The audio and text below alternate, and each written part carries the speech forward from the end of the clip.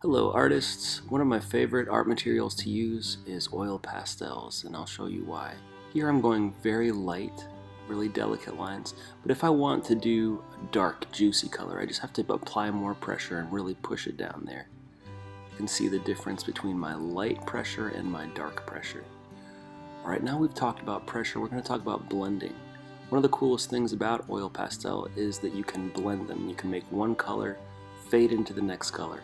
I'm doing that by overlapping. So I'm taking this light purple and I'm kind of dragging it back and forth over the edge of where that red ends, and it makes it look like it's gradually fading from red to purple. And I'm doing the same thing with the blue, overlapping that blue over the purple, overlapping some yellow.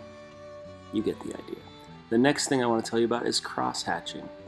Cross-hatching is a different way of blending and layering oil pastel, and this is where we put little lines all in parallel rows, and then with a different color we go over the opposite way with other parallel lines, and then we can do another layer with diagonal lines and another one from the opposite direction, and just keep layering colors on top of colors on top of colors. This gives us a different kind of blend, one where we can still see some of the paper behind.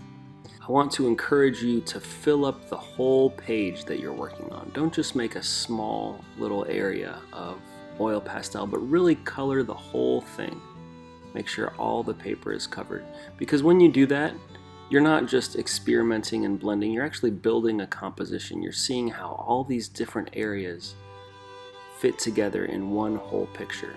So you might think, this part's a little dark, I need some brighter colors here. Or you might think, this section of the paper looks kind of empty, maybe I can add something. But really build a whole composition with your oil pastels. You can do abstract designs, or like I did, if you want to, you can make a face. These are just ideas for you to use. You can do your own thing, and I hope you have a great time.